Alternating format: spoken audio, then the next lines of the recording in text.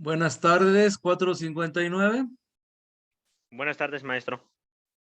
Bueno, vamos a esperar a que se integren más. Son pocos todavía. Hoy tenemos la tercera sesión de la semana, tercera y última.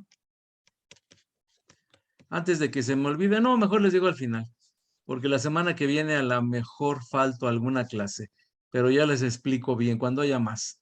Ahorita nada más hay 6 de ustedes. De todos modos, en el video que van a ver ahí digo algo de lo que les voy a decir. Ah, no es cierto, no digo nada ahí. No digo. Vamos a esperar un poco, nada más son 6, pero apenas van 2 minutos, vamos a esperar. El video que van a ver hoy es una clase que di ayer, la tercera clase a otro grupo. Se van a dar cuenta que ahí les digo que los tengo que frenar, porque, por ejemplo, ustedes también pues ya tuvieron 3 clases y los tuve el lunes que no hubo clases, pero tengo grupos que tienen 2 sesiones el lunes y pues no les puedo reponer más que 2 en la semana. Y a ustedes les voy a dar 3 con otros 2 grupos, así que necesito frenarlos para que no se me adelanten con respecto a los grupos que no les puede dar clase el lunes, que tienen 2 sesiones. Con ustedes sí pude arreglarlo, ¿no? Porque tenemos 4 a la semana, pero con algunos no puedo hacer eso. Bueno, ya le voy a dar entrada poco a poco a los muchachos, porque si no el tiempo nos va a ganar del tiempo del video. Comparto audio primero. Este es el video de la clase de ayer con otro grupo, en donde vamos a ver donde quedamos pendientes, que era empezar a ver qué es un termómetro y las escalas de temperatura. Siguen entrando. Admito a otros 4 aquí. Ok, muy bien. Corre video. Muy bien. Entonces vamos a ver esta parte, el termómetro y la medida de calor. Entonces vamos a ver, sigo admitiendo, perdón. Dice una escala de temperatura. Bueno, antes de empezar a leer el texto, la escala de temperatura que manejamos aquí en México es la Celsius. Ángeles Ruiz, no has apagado tu micrófono, por favor. Entonces, bueno, la escala que manejamos en México es la de Celsius y hay otras escalas, la Fahrenheit, la Kelvin, la Reaumur, hay otras, pero la que nos va a interesar es la Celsius. Entonces vamos a empezar a leer. El termómetro y la medida del calor, una escala de temperatura. Cuando hemos hablado de temperatura, se ha utilizado automáticamente la escala con la que más estamos familiarizados. La escala Celsius o centígrada es la misma. Aunque suponemos que el lector ya la conoce, en la escena adjunta podemos ver cómo se graduó un termómetro en esta escala, basándonos en la constancia de la temperatura a lo largo de los cambios de estado. Y vamos a ver este dibujo, es importante. Y ahí están los puntos de referencia de la escala Celsius. ¿Qué fue lo que hizo Celsius? Que fue un científico, creo que era noruego o sueco, no recuerdo bien. Él fue al mar, a nivel del mar, y agarró una ampolleta de cristal que no estaba graduada todavía, porque no existía la escala. Él la iba a inventar, es un invento de él. Entonces, ¿qué hizo? Pues le metió mercurio dentro de esa cápsula de cristal y le puso un canal por donde podía moverse el mercurio, aumentar su tamaño o disminuir. Él ya sabía de la propiedad del mercurio que se dilata cuando aumenta la temperatura y se contrae cuando se enfría la temperatura, pero se dio cuenta que era proporcional, o sea, que si aumentaba cierta cantidad la temperatura, aumentaba cierta longitud el tamaño del mercurio. Si aumentaba el doble, aumentaba el doble la longitud. Si aumentaba el triple, lo hacía al triple el mercurio en cuanto al volumen. Entonces se dio cuenta que era proporcional y por eso utilizó el mercurio. Entonces, ¿qué fue lo que hizo? Metió el mercurio en una cubeta, en un recipiente con hielo y bajó el nivel del mercurio. Donde se quedó quieto, ahí marcó, ahí puso una raya y le puso 0 grados. Luego, ¿qué hizo? Calentó el agua. Y cuando empezó a hervir, puso otra marca. Y a ese le puso 100, porque se le ocurrió eso a él. Estaba inventando la escala. Entonces, ¿qué hizo? Pues tenía 2 marcas, una en 0 y otra en 100. Pues lo más natural que seguiría hacer sería dividir, ¿no? Hacer marcas de 1 en 1 hasta 100 del mismo tamaño. Y a cada división le llamó grado. Y como eran 100, le puso Celsius, grado centígrado. Centi es 100. Entonces, para él fueron grados centígrados. Ya después, con el tiempo, se le cambió a grados Celsius en honor a este científico. Y entonces lo importante es que lo hizo a nivel del mar, porque si lo hubiera hecho a otra altura diferente, los resultados hubieran sido diferentes, porque la presión influye mucho en estos fenómenos. La presión del aire de la atmósfera hace que se comporten de diferente forma según la altura. Por eso es importante que él apuntó que era a nivel del mar, porque para un científico también es importante que los demás científicos puedan repetir su experimento y puedan obtener los mismos resultados. Para un científico es muy importante ser reconocido, que la gente reconozca su labor, sus descubrimientos, y para eso deben publicar de tal forma que los demás científicos puedan repetir lo que él hizo y obtengan los mismos resultados. Y ahí es donde la comunidad científica reconoce al científico, porque se pueden reproducir sus experimentos, no son inventos, y descubre, inventan cosas. En este caso fue un invento, la escala centígrada o Celsius. Así que no se confundan, es lo mismo. De repente piensan que es diferente, pero no. Entonces sigo leyendo. Además de la Celsius, existen otras escalas.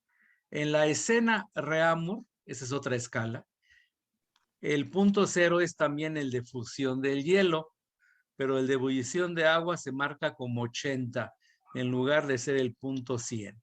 O sea, simplemente en lugar de 100 se pone 80. De modo que para pasar de la escala Celsius a la Reaumur, podríamos aplicar la siguiente ecuación. Temperatura Reaumur es igual a 0.8 temperatura Celsius, donde TR es la temperatura Reaumur y TC es la temperatura Celsius.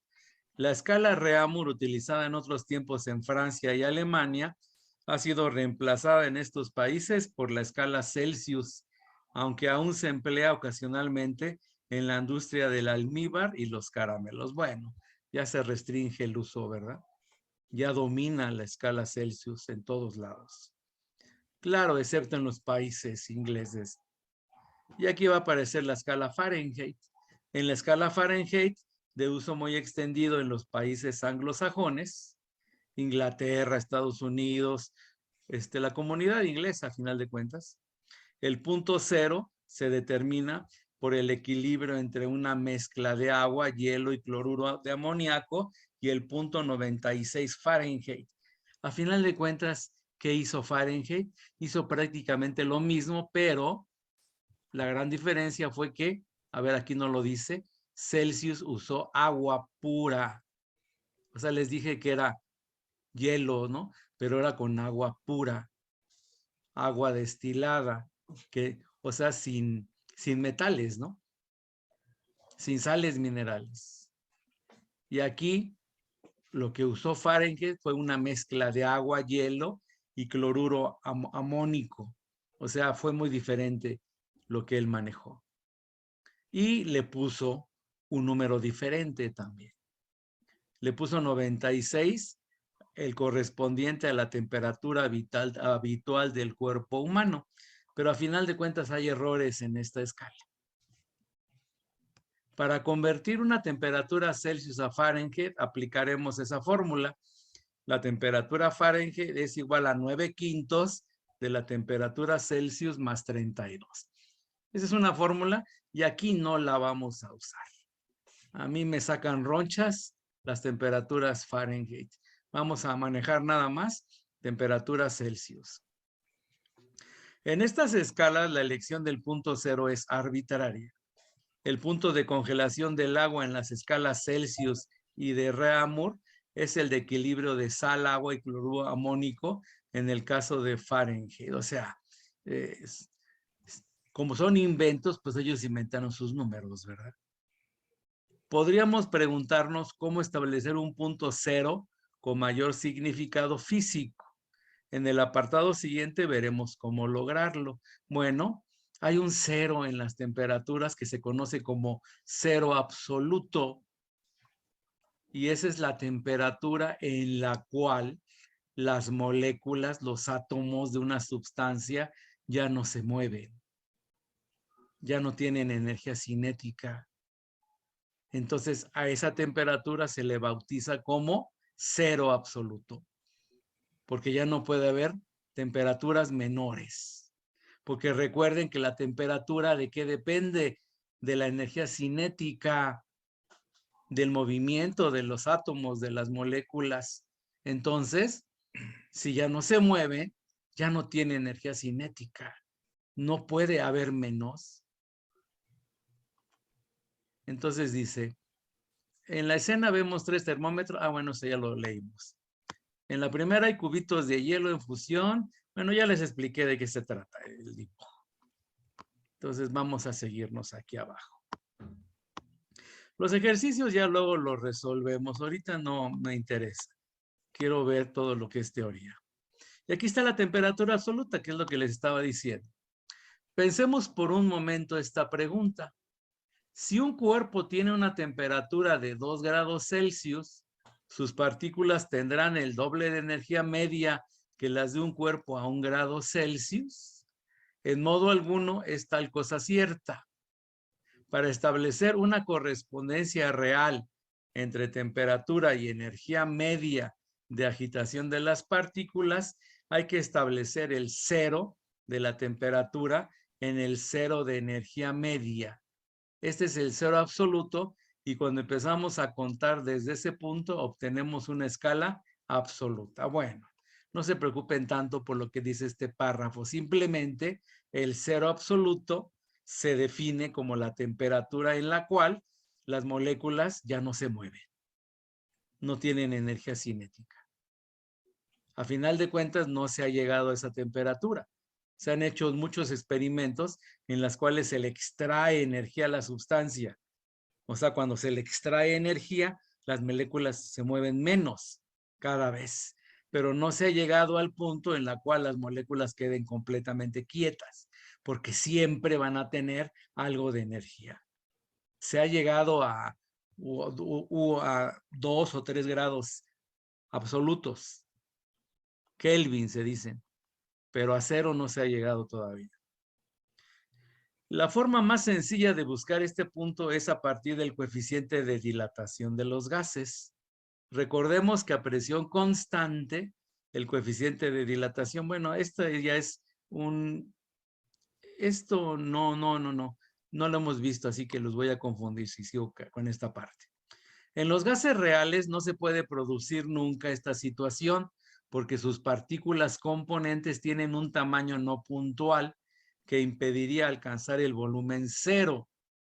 En la práctica, cualquier gas se licúa al acercarse a temperaturas tan bajas. No obstante, el valor de menos 273.15 grados Celsius sigue siendo el límite inferior de la temperatura. Es el cero absoluto.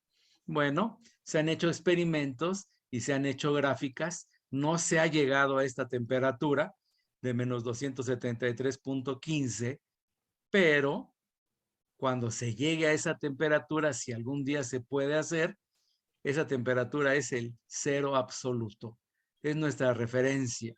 De ahí para arriba ya puede aumentar la temperatura. Ya para abajo no se puede.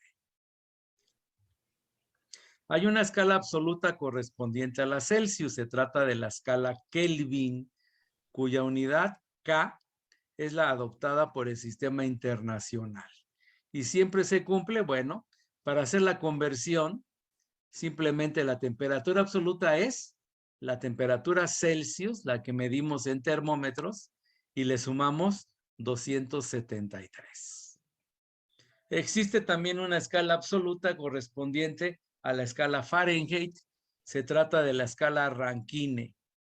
En esta escala, la temperatura Rankine es 9/5 de la temperatura Celsius más 491.67. No se preocupen de las fórmulas. No las vamos a manejar. Yo odio mucho las conversiones porque realmente es muy sencillo buscar la fórmula y hacerlas, ¿no? Así que no se preocupen por memorizar. Entonces vamos a seguir aquí viendo. Calor específico. Esto es lo que yo les decía de la capacidad de retención de calor. Dice, no todas las sustancias aumentan su temperatura igualmente al recibir la misma cantidad de calor. En la imagen adjunta vemos dos curvas de calentamiento de alcohol y agua que permiten ver claramente esta diferencia. Bueno, les voy a poner una ilustración diferente yo para ver si así entienden mejor qué es el calor específico. A ver, voy a usar la plumilla del Zoom aquí en este espacio en blanco.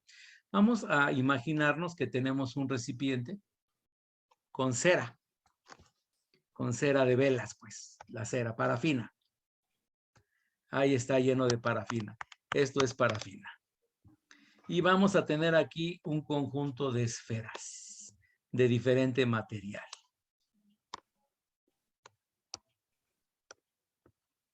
Ahí está. Y vamos a calentarlas con mecheros el mismo tiempo a todas las esferitas de diferente material. El mismo tiempo. O sea, les voy a aplicar la misma cantidad de calor.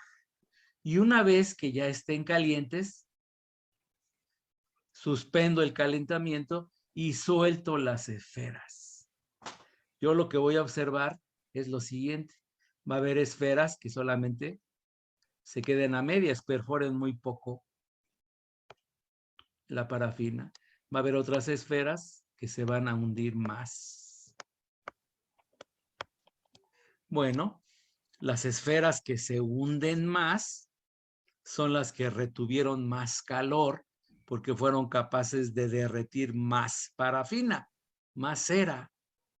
Entonces, evidentemente, el material del que está hecho la esfera tiene mayor capacidad de retención de calor.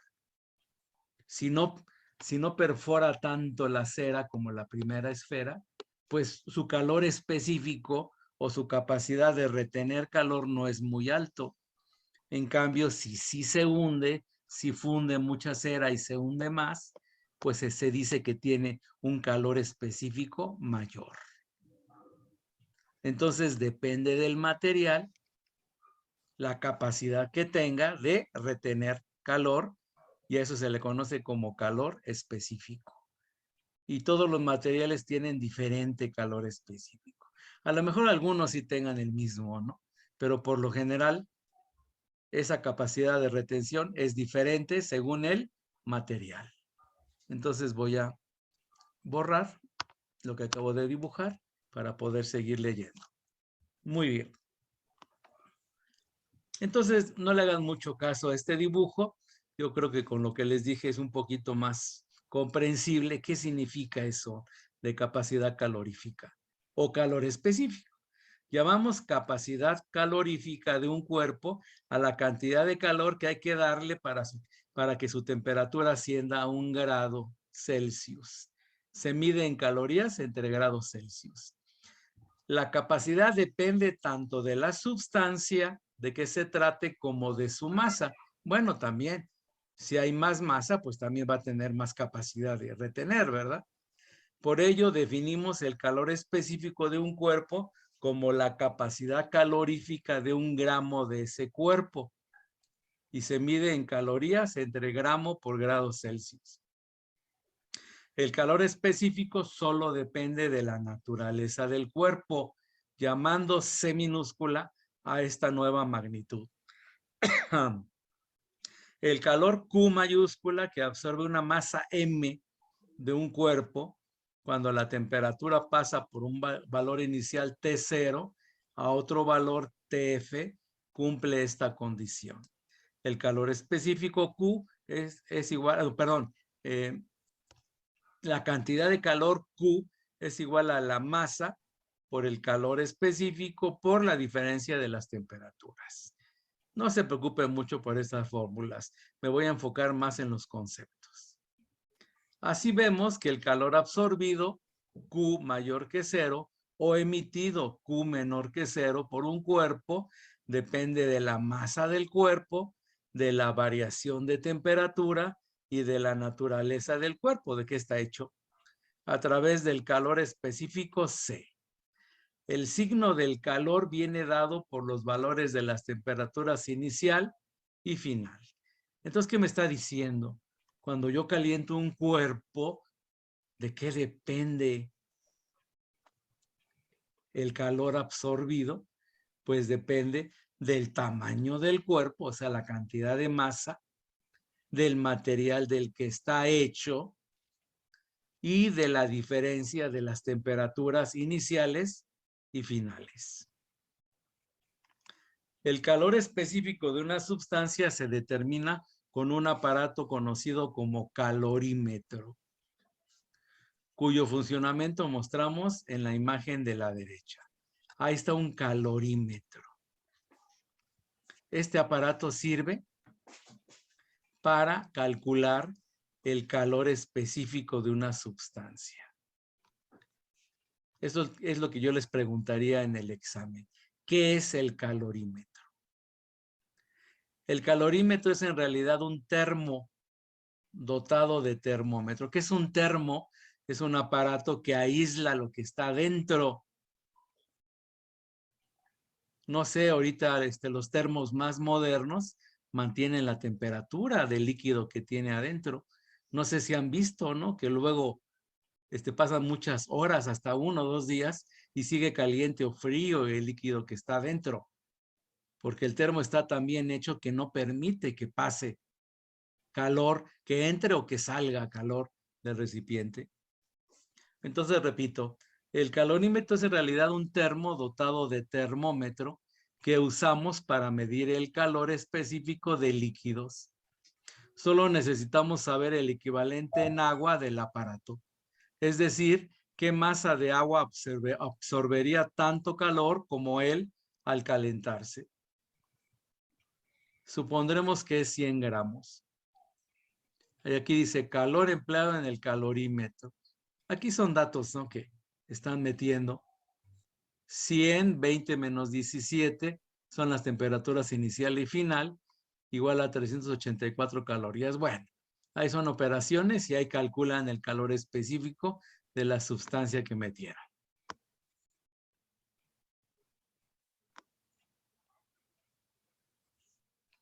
Y bueno, no voy a meterme ahorita en esto.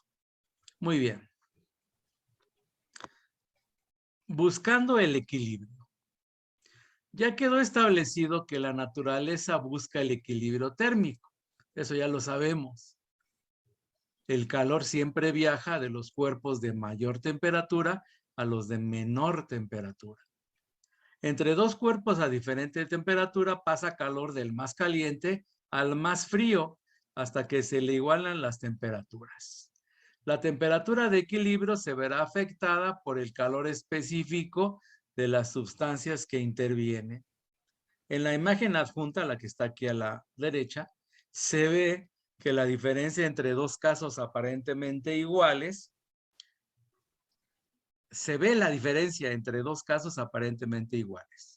En los dos existe la misma cantidad de cada sustancia, partiendo de la misma temperatura inicial. 20% el líquido verde y 80% el cuerpo azul. Sin embargo, en el primer caso, la sustancia verde tiene un calor específico muy bajo, mientras en el segundo, en la sustancia azul, la que se encuentra en ese caso. Si realizamos diferentes experimentos con diferentes sustancias, masas y temperaturas, se llega a estas conclusiones. En todos los casos, la velocidad de transferencia de calor es mayor cuanto mayor es la diferencia de temperaturas. A medida que las temperaturas se aproximan, la transferencia de calor es más lenta. Si las masas y los calores específicos de las sustancias son iguales, la temperatura de equilibrio es el punto medio entre las dos temperaturas iniciales. ¿Qué significa? Aquí dijimos que uno está a 20 y otro a 80. Si tuvieran el mismo coeficiente de calor específico, entonces, ¿cuál es el punto intermedio? Pues 20 más 80 son 100. Entre 2 sería 50 grados. Sería el punto medio. Eso es si tuvieran la misma capacidad calorífica. Entonces, aquí dice, si los calores específicos son iguales y las masas son diferentes, la temperatura de equilibrio se desplaza hacia la temperatura de la sustancia de mayor masa. Pues evidentemente. Por ejemplo, cuando nos tomamos la temperatura, pues nuestra masa es mucho mayor que la masa del termómetro. Por lo tanto, cuando lleguemos al equilibrio, la temperatura del termómetro va a ser muy parecida a nuestra temperatura, la del cuerpo humano, porque hay mucha más masa en el cuerpo humano que en el termómetro. Si las masas son iguales y los calores específicos son diferentes, la temperatura de equilibrio se desplaza hacia la temperatura de la sustancia con mayor calor específico. Y ahí están fórmulas. Ahí no voy a meterme con eso ahorita. Si tanto masa como calor específico son diferentes, la situación es más compleja. Podemos comprobar que se respeta esta ecuación y bueno, ya se están complicando la vida. Y no se las quiero complicar a ustedes tampoco.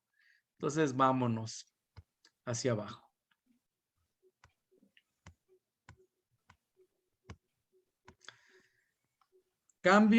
Calor de cambio de estado. Muy bien. Dice, sabemos que cuando un cuerpo se calienta hasta alcanzar su punto de fusión, cuando se convierte de sólido a líquido, el calor que reciba en adelante se emplea en cambiar de estado, no en aumentar su temperatura. Llamamos calor latente de fusión al calor que hay que dar a cada unidad de masa de una sustancia para que se funda. Una vez alcanzada la temperatura adecuada, tradicionalmente se mide en calorías por gramo, aunque la unidad del sistema internacional sea Joule entre kilogramo. Del mismo modo, llamamos calor latente de ebullición al calor que hay que dar a cada unidad de masa de una sustancia para que se evapore. Una vez alcanzada la temperatura de ebullición, se utilizan las mismas unidades en el caso anterior. Es fácil encontrar tablas con los calores latentes de fusión y ebullición, aunque no es tan corriente encontrar el calor latente de sublimación. Entonces, ¿qué nos está diciendo? Si yo tengo un líquido, un sólido, a ver, vamos a hacer un dibujo sencillo. Si yo tengo un sólido, un cubito, y lo caliento, ¿qué va a pasar? Pues va a aumentar su temperatura. Se dilata, aumenta su tamaño. ¿Qué pasa con las moléculas del metal? Bueno, del sólido. Se mueven cada vez más y más. Se quieren separar, vibran. Pues llega un momento en que tienen tanta energía las moléculas que se logran zafar del cuerpo sólido y entonces se mueven con más libertad en todas direcciones. Y ya ese sólido ya no es sólido, ya es un líquido. Pero ojo, cuando yo fui calentando el sólido, aquí puse el líquido, el sólido, fue aumentando su tamaño, se fue dilatando, pero la estructura se mantenía. Era un sólido, pero llega un momento en que esa energía, ese calor que le estoy poniendo a ese sólido, ya no aumenta la temperatura, sino se usa para cambiar de sólido a líquido, para cambiar la estructura. Hay un momento en que no aumenta la temperatura. Ese calor se invierte en cambiar la estructura de la materia de sólido a líquido. Y ese calor que se está usando para cambiar esa estructura se conoce como calor latente de fusión. A ver, déjame borrar.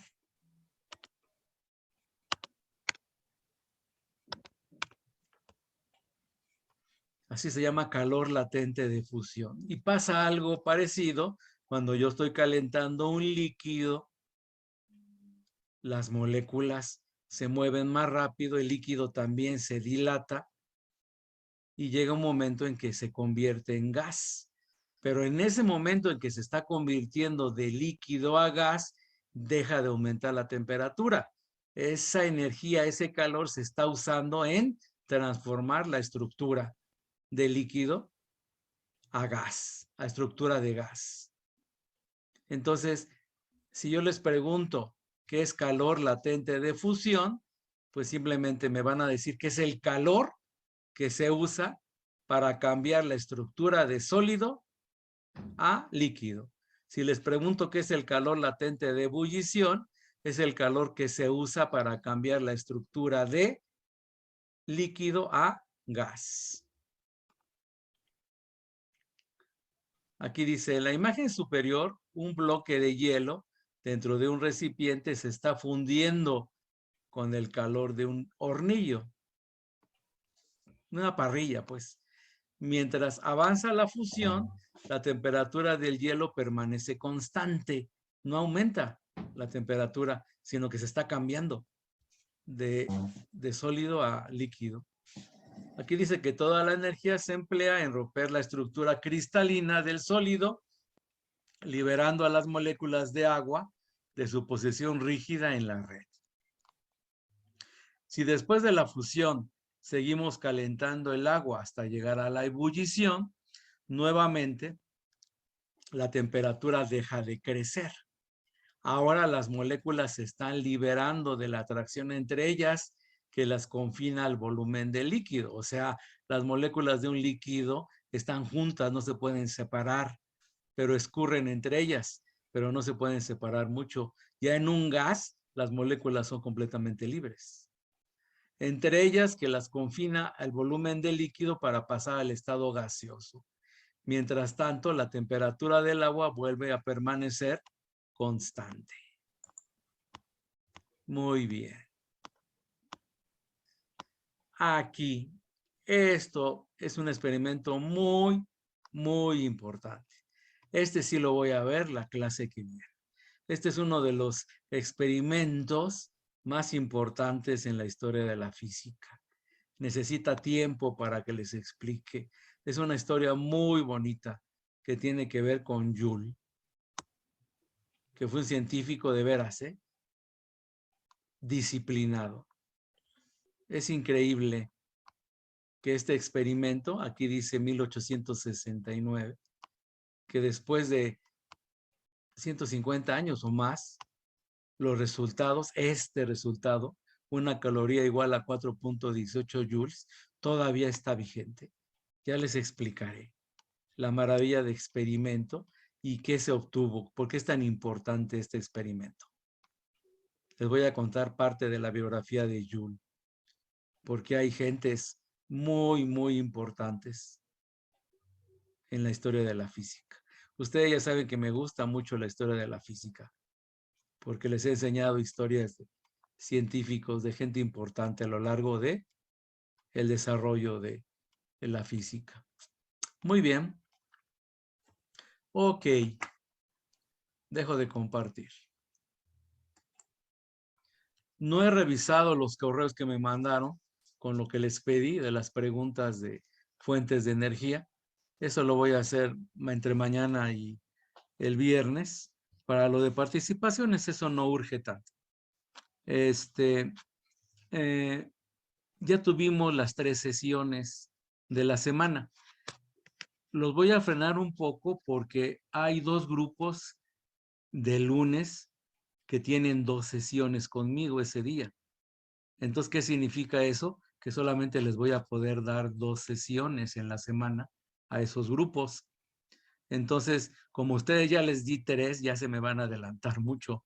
Entonces, vamos a trabajar el próximo, ¿qué día tenemos clase? Martes. Ok, sería con ustedes el lunes 4:59. Creo que esto ya se los dije al principio, ya dejo de compartir. Con ejercicios. Así los calores especiales. A ver. Ok.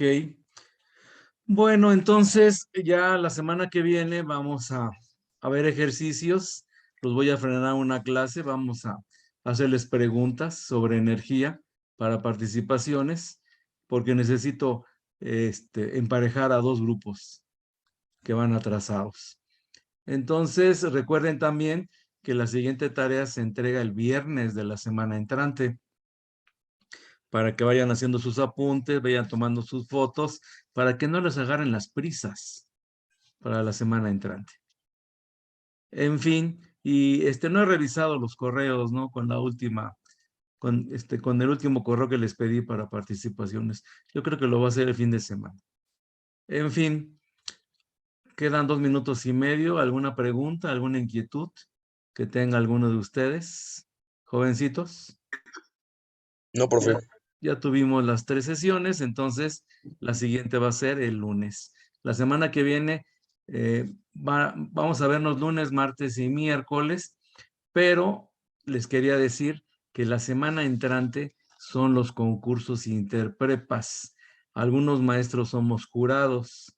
Por ejemplo, el martes yo voy a ser jurado a las 12:30, entonces no interfiere con nuestra clase porque el martes nos veríamos hasta las 4:10. Pero pues tengo grupos que sí no voy a poder darles clase. Entonces, como soy jurado en 4 materias diferentes, entonces es posible que alguno de los concursos se encime con alguna de nuestras clases y yo les mandaría mensaje, ¿no? Les cambiaría el día de clase. Con ustedes la ventaja es que tenemos 4 días, ¿no? Entonces sí puedo manejar mejor en los horarios con ustedes. Pero si tengo 2 sesiones con un grupo es más complicado para mí. En fin, pues si ya no hay más preguntas, nos vemos entonces el próximo lunes, jovencitos. Gracias. Hasta luego. Hasta luego, maestro. Bonito día. Hasta luego, profe. Igualmente. Hasta luego. Hasta luego, profe. Hasta luego.